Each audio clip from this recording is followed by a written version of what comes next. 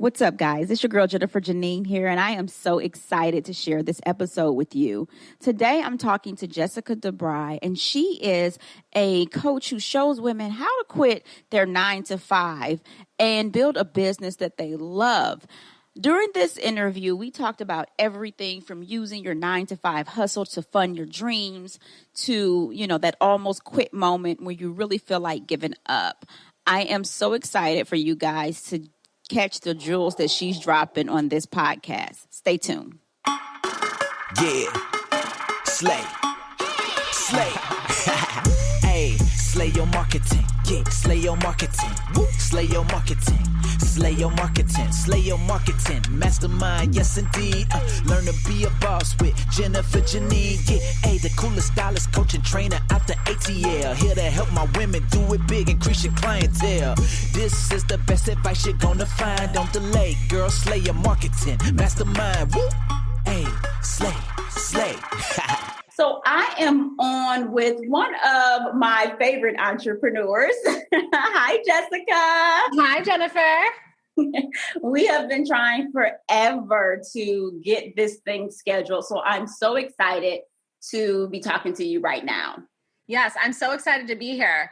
And, it is funny that you mentioned that. I feel like we all have a million things on our plate. So it's so nice we were able to find a time that works for both of us. I love it. Absolutely. You know the life of an entrepreneur and you know the life of a side hustler. And I am the side hustler. I love it. So making it all work. We did it, right? When you get two females together, there is nothing that we can't do. That's right. Fearless, determined, and unstoppable. That's what I always say about us women, especially the side hustlers. Nothing can get in your way.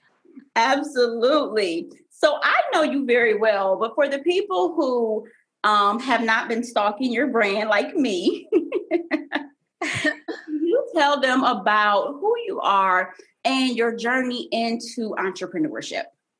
Yeah. So, everyone already knows the intro here, but yeah, I'm Jessica Debry. I am the founder and CEO of SheClub Monthly, which is a subscription box for side hustle entrepreneurs. I am also a coach and mentor to female entrepreneurs. Most of them are side hustlers. And the reason that I focus on side hustlers is because I was forced into a side hustle. I was a full-time entrepreneur. I was kind of trucking along, but then everything came crashing down around me and I had to go back to a job.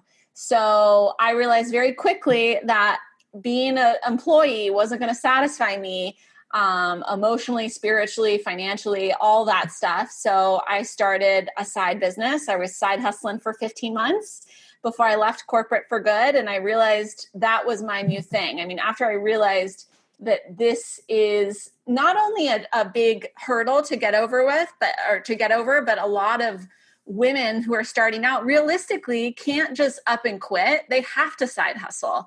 So that became my new thing. And here we are. It's been about almost 2 years since I started on that journey. And it's just been a whirlwind. I mean, it's launching the subscription box, which I'm sure we're going to get into and all that good stuff. But that is it in a nutshell. I absolutely love that. So with helping your side hustlers go into full on entrepreneurship, what would you say if you had to narrow down like their top 3 unique challenges when it comes to kind of doing both? What would you say that those top 3 challenges are for those women trying to transition from their corporate thing into their entrepreneurship thing?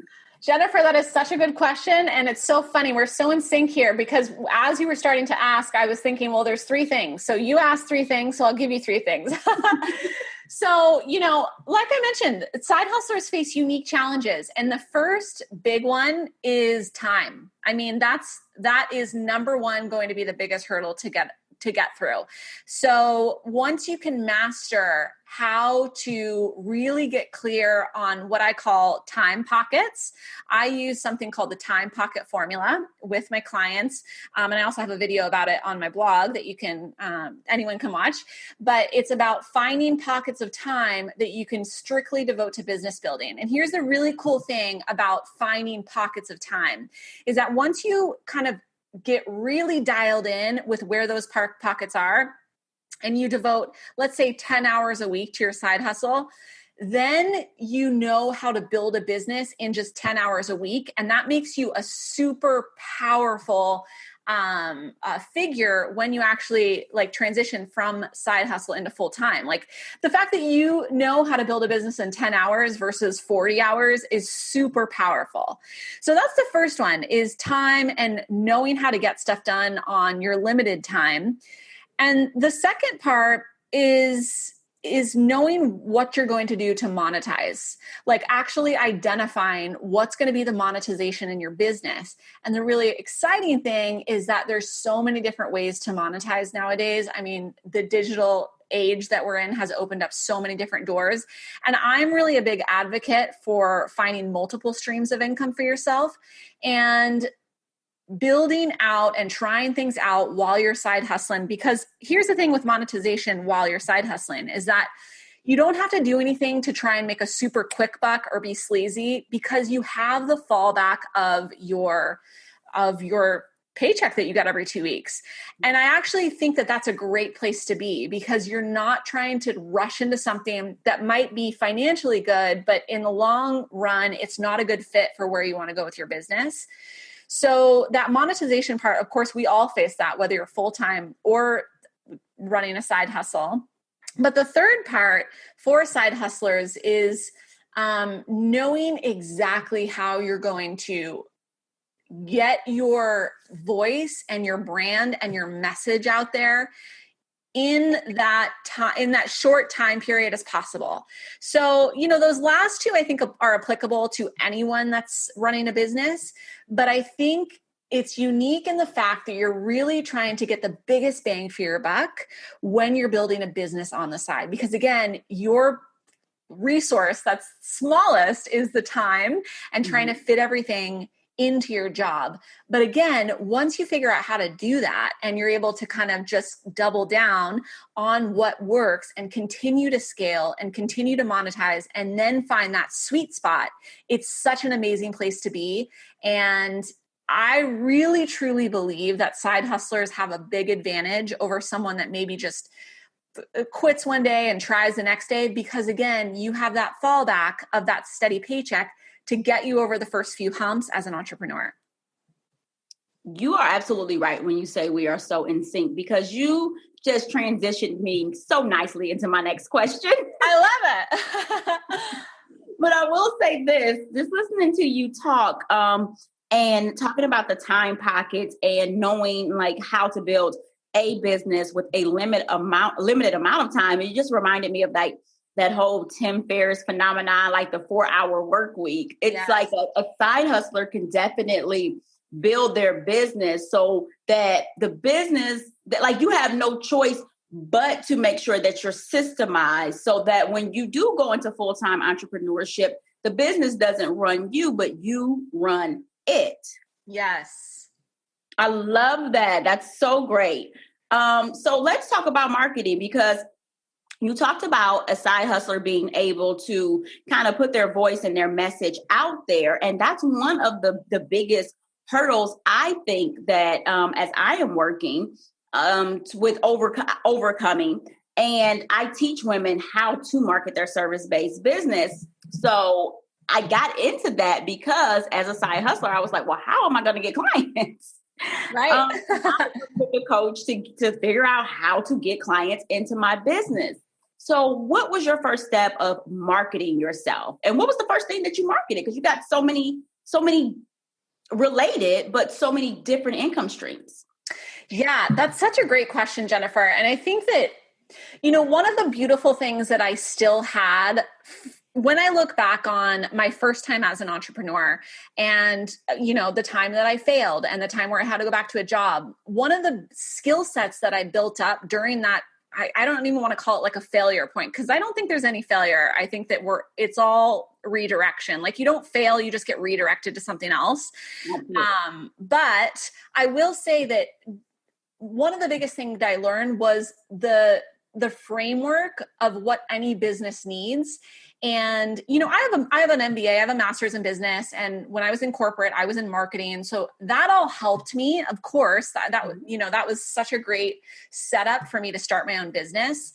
But I think the biggest thing is knowing the assets that are going to work for you in your business. And I think when we look at marketing, we automatically think about social media marketing, which I think is so great because it tells you the power of social media. But what I think is the downside of that is we forget that there's so many other elements in marketing. And one of the biggest things that helped me when I transitioned back into entrepreneurship after going back to a job was knowing the biggest asset for me was going to be an email list and email marketing. So I actually used that as leverage. And when I was first side hustling, my income in my side business was coming through very low level coaching and consulting. I'm talking maybe the personal trainer that's working at the gym down the street, and just people that love their craft but don't know how to transition that into something bigger. And I had the skill set from, okay, well, this is the elements that you should have on your website. These are the elements of how to start your social media. So I had all those basic things ready. And I thought, well, how can I help and serve people using my natural skill set? And I think that's a really good tip for the listeners as well, is if you're thinking of something, what should I do to make money? Think about what you're naturally good at. Like, what do you know that someone else can benefit from, and start small. Like I started, if I compare my pricing now to back then, it's like tenfold, right? It's like so different, but you have to start somewhere, and building up your clientele and building up your testimonials is so important. So that's where I started. And it's funny because I was helping people with their stuff in their business while I was doing that with my own business. So it became such a great I don't even want to say a marriage, but it became such a great combination because I was practicing what I was preaching. And I told myself, Jessica, when you quit your job, you're never going back. I mean, that was something that was so important for me. Was I did not want to go in a cubicle again. I did not want to, clock in again. And I knew that if I was going to quit corporate, that it was going to be forever type thing. So, and we can talk more about email marketing and all that kind of stuff. But I think what's really big here is I started with monetizing on stuff that I already knew, but that was stuff that I knew I needed to do in my business. And so I was implementing in my own stuff while I was helping other entrepreneurs implement that in theirs, if that makes sense. Absolutely. Like you were a product of your product. Exactly. Yeah. Yeah. And I do have to say, I do want to point something out. I think a lot of us fall into that, impostor mentality, especially females. It's so true that we fall into like, who am I to teach this? And that was so difficult for me when I just started to go into entrepreneurship again, thinking, well, how can I teach people how to do this if I failed before? Right. And I think a lot of us think that, but in reality, I knew things that other people didn't, and it was going to be a disservice for me not to bring that to the community. And I think that's another really important point that I want people to know, that if you know something and if you have this fire inside you, it is literally your duty to follow that. Like, you are being selfish and you're doing a disservice if you're not bringing your key strengths to the marketplace. So I just want to encourage everyone listening, you have to bring that out. Like, if you're feeling that within you and you know that you could help someone, you're the selfish person if you follow that negative Nancy that's telling you not to do it. Like, you got to do it.